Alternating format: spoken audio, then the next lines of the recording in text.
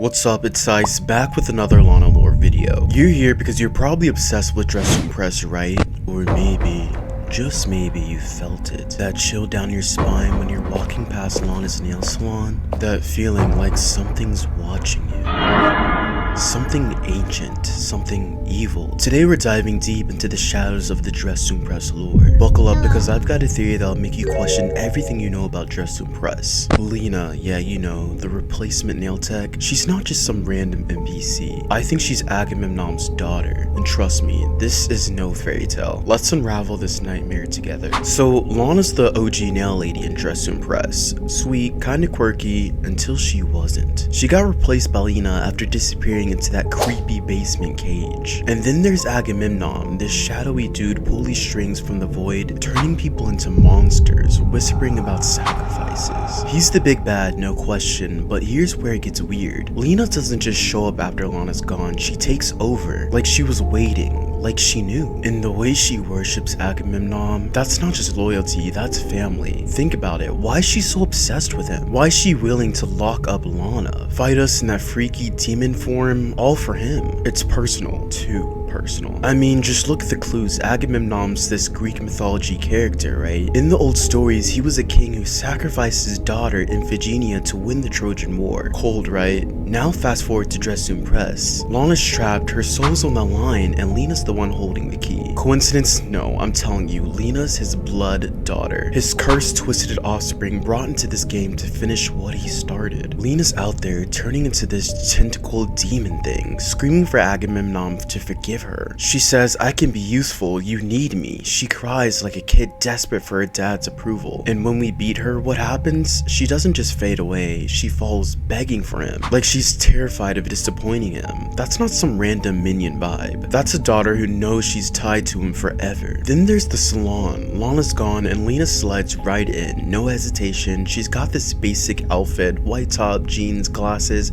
but those nails. This might be a statement, blood red, like she's marked by him. And at the time, looking at her Roblox bio, it said spreading kindness. That's a lie, straight from the pit. She's not kind, she's vengeful, locking up Lana, serving Agamemnon's every command. Maybe she's his daughter from some ancient pack, cursed to obey him, to hate Lana for being the perfect one he wanted to sacrifice instead. Think about it, Lana's the target, the one he calls my dear Lana, but Lina, she's the tool, the forgotten kid who will do anything to prove that she's worthy. No, please, Agamemnon, forgive my weakness. I promise I can be useful. You need me. I need you. Please.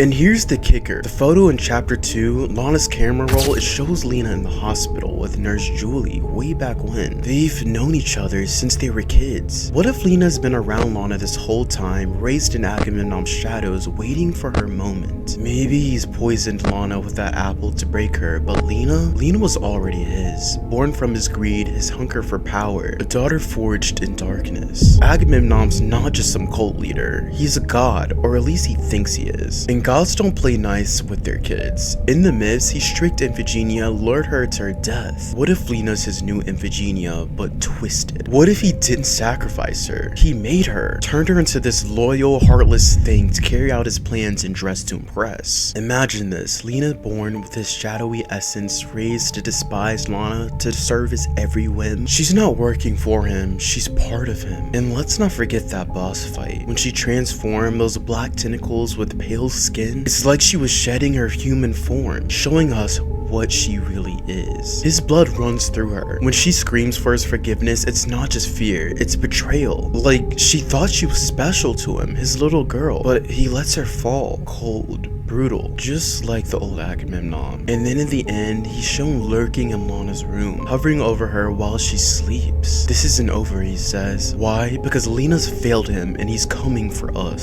So what's the truth? Is Lina really Agamemnon's daughter? Maybe she's his creation, his cursed spawn, doomed to live in his shadows. Because in the Lana lore game, Sanhedrin's Gallery, we saw this creature and learned about Agamemnon was sacrificing eyes and players to this creature. What if this was how Lina was created? Cupid. Maybe she hates Lana because Lana's the one he chose, the perfect sacrifice he never got to claim. Or maybe, just maybe, Lina's playing her own game, waiting to turn on him. At the end of the Valentine's Day quest, there's a hand sticking out helping Nelly escape the cage. People were theorizing that this is Lina because her new outfit, she's wearing white gloves. I think this is definitely possible, but I also think it could be this guy from the Greek temple cutscene. He's also really pale and seems like he's helped this character escape, so who's to say he wouldn't help Nelly escape? But why though? He does look a lot like Agamemnon though, so whoever helped free Nelly is probably up to no good. Now that I think about it, a lot of the characters look like Agamemnon. If we turn up the brightness and saturation, we can get a better look at Agamemnon. We can't see the details of his face, but we can see his hair. This guy from the Greek temple cutscene shares the same hairstyle. Santa, while also being possessed by Agamemnon, also has a similar character design. If you look at Cupid, he also shares a similar hairstyle. Cupid does mention a butterfly helped lead us to him. Now, this could just be the character art style, but I think it's a pretty big coincidence with the game about doppelgangers. Next time you're in Style Showdown and Dress to Impress, really look at Lana. She now has a new nose. It's interesting because in the trailer for Style Showdown, she doesn't have one. Same when she was in the salon, but now she has a nose. I think it might be some type of mask, a disguise hiding the truth. Underneath is Lina. Now, I know a lot of you think this isn't the truth and it's just an exaggeration, thinking that it's just Lana getting a glow up, but I have another video going into way more detail explaining how this isn't the real Lana. I thought it was a doppelganger, but after further analyzation, I think it's possible it's Lina. This character is so mean and cruel, calling us boring. If you listen to her voice, she sounds way too similar to Lina. Boring!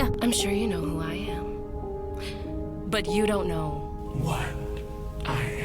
Very sassy and unforgiving. And what's up with her dropping us below? It all just seems too sinister. Now that Lina's freed, I think it's really possible that it is her. Maybe at first it was the Lana doppelganger, but after Lina was freed, it's now her terrorizing the Dress to Impress players. Something else I can't stop thinking about is, did Agamemnon trick us into freeing Lina? We all thought we were the heroes, right? Freeing Nurse Julie, saving the day, but what if we played right into Agamemnon's hands? Agamemnon's a master at manipulation. He's all about control, revenge, and immortality. What if he let us think we won, tricking us into breaking some cosmic seal? That black sphere left after Lina's statue shattered in the Valentine's Day quest? That screams dark energy. Maybe Agamemnon's power is growing. Maybe he doesn't have enough power yet. The song did say he was locked away, so maybe he needs others to do his bidding. He had Lina, but after we defeated her, he used us, allowing us to free Nurse Julie, but at the same time freeing Lina again. Now he can continue to use her. Agamemnon's not done with her, or us. So what do you think of these theories? Am I onto something, or am I just lost in the maze? Drop your theories down in the comments, and hit that like button if this creeped you out. Make sure to follow for more Dress to Impress lore and updates. When we get to 50k Snapchat followers, I'll be giving away 50 Dress to Impress game passes, so make sure to follow me there. Link is down in the description. Until next time, I'll see you guys in the next video. Peace out.